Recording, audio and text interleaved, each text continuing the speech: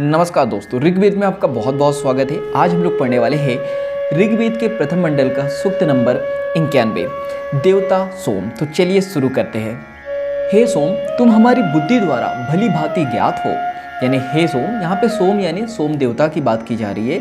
हे सोम देवता, तुम हमारी बुद्धि द्वारा भली भांति यानी बहुत अच्छी तरीके से तुम्हें हमारी बुद्धि ज्ञात है।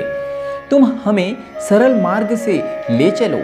हे विश्व को अमृतमय करने वाले सोम, तुम्हारे निर्देश के अनुसार चलकर हमारे पितरों ने देवों के मध्य धन प्राप्त किया था। हे सर्वज्ञ सोम यानी सभी चीजों को जानने वाले सोमदेव, तुम अपने शोभन यज्ञों के कारण यज्ञ संपन्न करने वाले, अपने बल द्वारा शक्तिशाली एवं अभीष्ट वर्षा के महत्व के कामवर्धक हो। तुम यजमानों के मनोवांछित यानी जो हमारी मन के अनुसार इच्छा को पूरा करता हो। तुम यजमानों के मनोवांछित फलदाता यानी मन के अनुसार फल देने वाले हो। फलदाता होकर उनके द्वारा विपुल मात्रा में यानी कि अत्यधिक या विशाल या बहुत बड़ा विपुल मात्रा में दिए गए अन्न से संपन्न हो।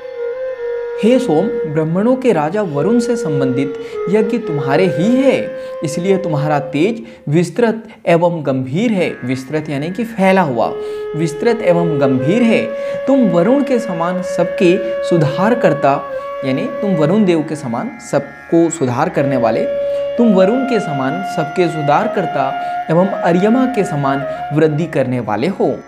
हे शोभन युक्त सोम, आकाश, धरती, पर्वतों, औषधियों एवं जल में वर्तमान अपने तेज से तेजस्वी होकर क्रोध ना करते हुए हमारा हव्य स्वीकार करो। हव्य का मतलब होता है हवन में डाली जाने वाली पवित्र सामग्री को हम लोग हव्य कहते हैं। हे सोम, तुम सत्कर्मों में ब्राह्मणों के स्वामी, तेजस्वी एवं शोभन यज्ञों वाले हो। हे स्तुति प्रिय यानी स्तुति करने के योग्य हो, स्तुति करने के लिए प्रिय हो। हे स्तुति प्रिय एवं वनस्पति पालक सोम, यदि तुम हम यजमानों के लिए, यजमान का मतलब होता है यज्ञ करने वाले व्यक्ति को यजमान कहा जाता है, यदि तुम हम यजमानों के लिए जीवनदायिनी औषधि की अभिलाषा करो तो हम मृत्यु रहित हो सकते हैं। यानी आप हमारे लिए जीवनदायिनी यानी जीवन को देने वाली औषधि की अभिलाषा करो, इच्छा करो तो हम जो है मृत्यु रहित हो सकते हैं, यानी हमारी मृत्यु नहीं होगी। हे सोम, तुम वृद्ध एवं युवा, वृद्ध यानी बुढ़ापा, हे सोम, तुम वृद्ध एवं युवा यजमान को जीवनोपयोगी धन देते हो। हे तेजस्वी सोम, जो लोग हमें दुख देना चाहते हैं उनसे हमें बचाओ, क्योंकि तुम जैसे देव का मित्र कभी विनष्ट नहीं होता। यानी तुम जैसे देव का मित्र यानी तुम जैसे देवताओं का जो दोस्त है, मित्र है, उनका कभी विनाश नहीं होता है। हे सोम, यजमानों को देने के लिए तुम्हारे पास सुगध रक्षा साधन है, उन्हीं के द्वारा हमारे रक्षक बनो। हे सोम, हमारे इस यज्ञ और स्तुति वचन को स्वीकार करके हमारे समीप आओ यानी हमारे पास आओ और हमारे यज्ञ की वृद्धि करो यानी हमारे यज्ञ को बढ़ाओ। हे सोम, स्तुतियों को जानने वाले हम लोग स्तुति वचनों से तुम्हें बढ़ाते हैं, तुम हमें सुखी करते हुए जाओ।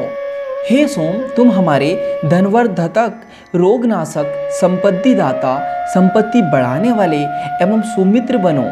हे सोम, जिस प्रकार गाय सुंदर घास से एवं मनुष्य अपने घर में रहने से प्रसन्न होते हैं, यानी जिस तरह जो सुंदर गाय है जब उन्हें घास मिल जाता है और मनुष्य को अपना घर मिल जाता है तो जिस तरह प्रसन्न होते हैं, खुश होते हैं, उसी प्रकार तुम हमारे द्वारा दिए गए हव्य से तृप्त होकर हमारे हृदय में निवास करो यानी हमारे हृदय में रहो आप।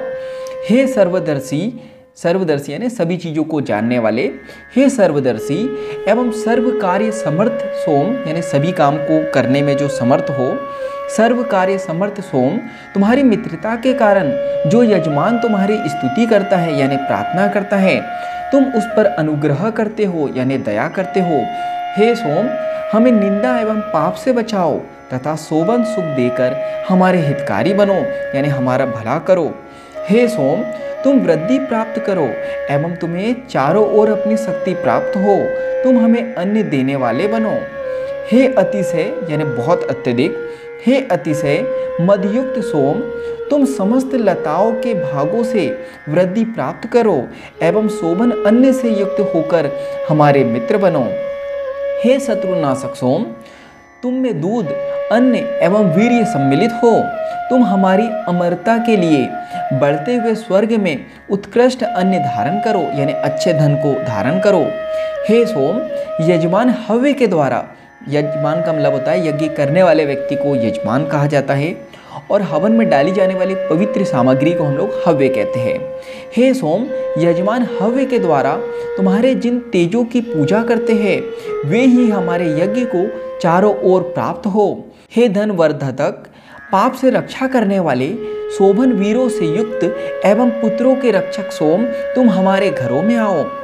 जो यजमान सोमदेव को हवि रूप अन्न देता है उसे वे दुधारू गाय, शीघ्रगामी यानी दूध देने वाली गाय, शीघ्रगामी अश्व यानी बहुत तेज दौड़ने वाले अश्व यानी घोड़े, एवं लौकिक कर्म करने में कुशल यानी अच्छे कर्म करने के लिए कुशल, गृह कार्य में दक्ष, यज्ञ का अनुष्ठान करने वाला, सकल शास्त्र ज्ञाता यानी शास्त्रों को जानने वाला, सकल शास्त्र ज्ञाता तथा पिता का नाम प्रसिद्ध करने वाला पुत्र देते हैं।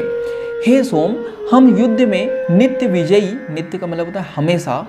हे सोम, हम युद्ध में नित्य विजयी, सेनाओं को विजयी बनाने वाले, स्वर्ग के दाता, जल वर्षक, बल के रक्षक, यज्ञ में प्रादुर्भूत यानी कि उत्पन्न, सुंदर निवास वाले, उत्तम यश वाले एवं शत्रु पराभवकारी यानी कि शत्रु को परास्त करने वाले, शत्रु पराभवकारी, तुम्हें लक्ष्य करके प्रसन्न हो।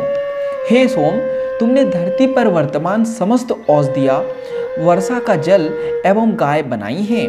तुमने विस्तीर्ण, विस्तीर्ण का मतलब होता है जो दूर तक फैला हो, तुमने विस्तीर्ण आकाश को फैलाया एवं प्रकाश द्वारा उसका अंधकार मिटाया है। हे बलवान सोमदेव, हमारे धन का अपहरण करने वाले शत्रुओं से युद्ध करो, कोई भी शत्रु तुम्हें नष्ट ना करे।